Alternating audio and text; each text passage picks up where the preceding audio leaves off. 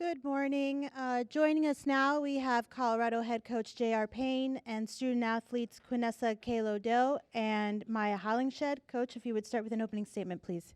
All right. Well, first, I'd just like to say how excited we are to be here at Pac-12 Media Day, and we're just thrilled to get the day going. About the University of Colorado women's basketball team, I'm really excited about where we are right now. But the cool thing is that I'm really even more excited about who we are right now. Our team faced a lot of adversity last year in just a ton of injuries and different things throughout the season, but I think that that's been an incredible motivator for our team throughout the summer. A large portion of our team spent the entire summer in Boulder training and really getting ready, and so we feel very prepared and truly excited for the upcoming season. And now we'll open it up for questions.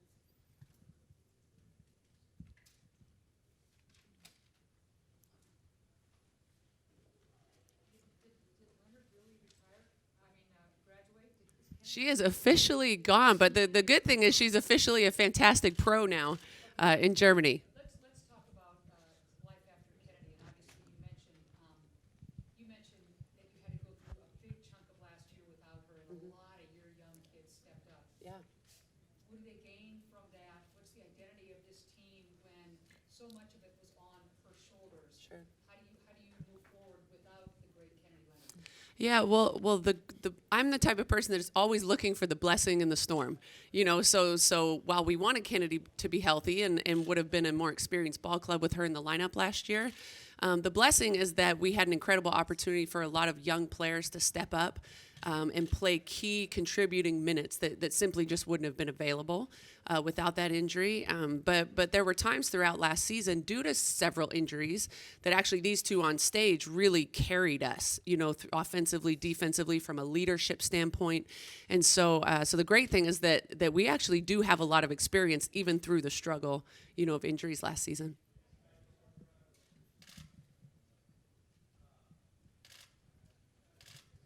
Hi, Kevin Dana, Stanford Radio. This is for Quinessa and Maya. Do you take a look at the preseason poll, seeing being picked to finish 12th? Do you see that and take that as motivation, or do you not pay attention to it? I think it's exciting. I think it's really motivating for the team, especially for the younger players and the culture that we have created. I think it will upset a lot of people, and we're looking forward to being good this season. So. Going off what she said, I totally agree with that. But also, it's like we're really focused on just making each other better every day. So we're really not really focused on what everybody else is talking about. So we're really just getting in the gym every day and just working hard to be a better ball club every day.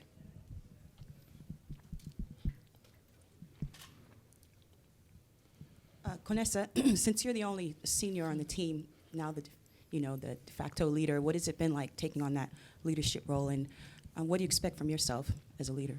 I think it's been a good experience. I think it allows me to step up. I feel like even last year I was the only person in my class, so I feel like it's just a good opportunity, especially for me, having experience and being able to help the younger players too and giving them knowledge too. And I think just everyone is being able to step up, so I'm just not the only person that's going to be a leader on the team.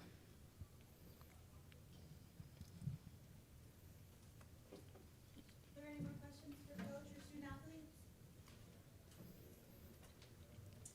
Hugh, what did you work on this summer to improve your game? For sure the weight room and my outside game, so just shooting threes and my pull-ups, so just shooting more. Awesome. Maya, how about for you? Everything, really. Everything a part of my game it needs to get better. So weight room, outside, inside, making moves off the bounce, moving off the ball, everything. Who's the strongest player on your team in the weight room? Ooh. It's between like 3 people. Okay, but before we go there, let's say, so we have this thing that we're really is like a big deal for us in the weight room. We want everyone on our team to be in the plate club. The plates meaning the 45s, and you Right. got to be able to bench plates. Like that's a big deal for us. We print T-shirts and all that stuff. When we first got to Colorado, we might have had maybe 2 players, in the plate club. It just wasn't as big of a priority. I think now we only have 1 or 2 that are not, in the plate club. So we've actually gotten a lot stronger. But as far as who's the strongest, Like Annika Jalen. Jank. Yeah. Jalen, she's a freshman, but she came in really strong. She works out with football players, so. And then Peanut, that's just, Kai. We And got a lot of Kai. really strong kids. Yeah. Yeah. too many people. Okay. And Coach, for you, what excites you most about this team heading into the 2019-20 season? I'm in love with my team. I mean, we have an incredible group. That's why I said I'm excited about who we are. We're a group that is very, like Maya kind of said, like really dedicated to each other, right now. So we're at a place where we have great accountability within our team. People are pushing each other really to be the very best that they can be. We're challenging each other, and we've just got tremendous energy. And sometimes youth is not a bad thing. Sometimes youth gives you sort of that youthful energy to, to keep going and really try to get better every day. Coach, what are some of the messages to the, you mentioned the energy, you mentioned accountability, you mentioned kids being more on board, whether it's the weight room Sure. or locker room. Yeah. On the floor, what are some of the things that have to change that get you guys, it's muscle memory when you lose, sometimes it's muscle memory when you win. Sure. How do you change in some of those close losses? What has to change to get them into the win column? Yeah, well, one thing that I'm going to really like about this team is that we'll have a little bit more spread out, as far as productivity. We need to be better defensively this year. We really struggled to get stops when we needed to consistently. So that's an area that as a group we're pouring a lot of attention to from the coaching staff. And then the other thing that's really important that we're continuing to try to instill and really get our team to understand is that discipline is unbelievably important for this group.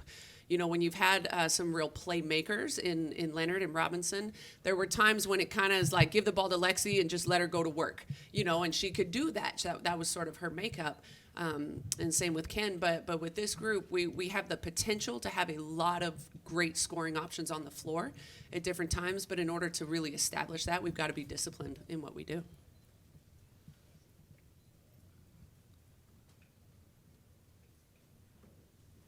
This one's for Vanessa.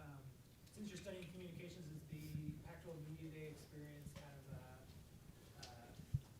what is that like from your perspective? Is some of the things you would study in class and that you want to apply in real life? I don't know, it's kind of interesting. It kind of reminds me of like my public speaking class and just practicing like interviews. So I just took a class last semester, so it was like professional and calm.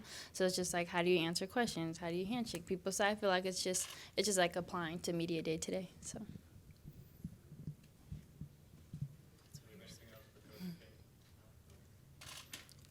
One more from the 253. Do you get home very much? Not too often, No. but my family comes to like all the games. Like my mom, she tries to come to every game that I have, so I get to see her more often. So it feels like I am at home. Okay, Tacoma to Boulder is kind of a hard commute. That is impressive. Yeah. What is it about having your family close that makes your Boulder experience even better?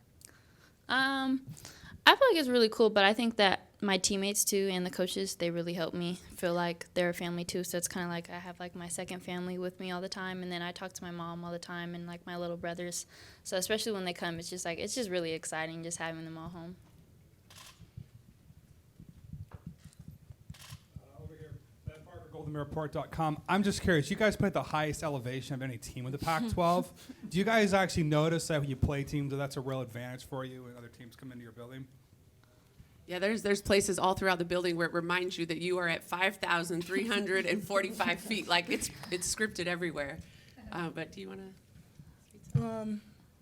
Yes and no. Like sometimes when we play teams, like they'll keep up. Like I'm like, y'all aren't tired yet, but sometimes it hits them. Like we see like they have like the little tanks on their benches just in case like anybody passes out or they can't handle the elevation. Like they have it all set up, so we're good on our end. But it's just really cool to see other teams. I think it's good going to other places, like going away from us. So like if we're in like Washington or something, we're at sea level, so I feel like we breathe a lot easier out there. Running for days. For days.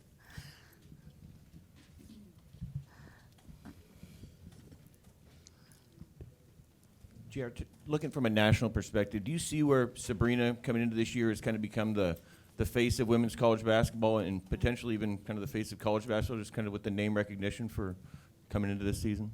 Oh yeah, certainly. I mean, anytime you can name an athlete and everybody knows who you're talking about with just their first name, it's a pretty big deal. You know, it's like you talk about Kobe, you talk about Sabrina. So I think it's remarkable to have a woman of that caliber in our conference.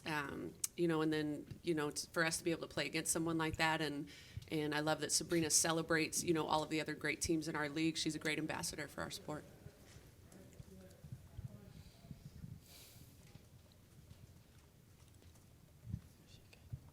One more for Ms.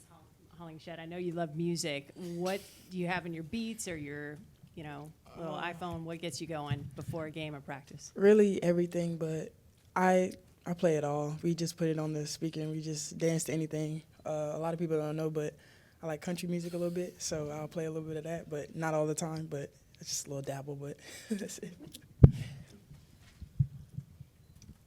Any more questions? Okay, thank you, Coach. Thank you, Quinessa and Maya. You're done. Go Buffs. We also have Thanks, everyone. Colorado SID, Seth Pringle. If you need anything, he'll be around as well.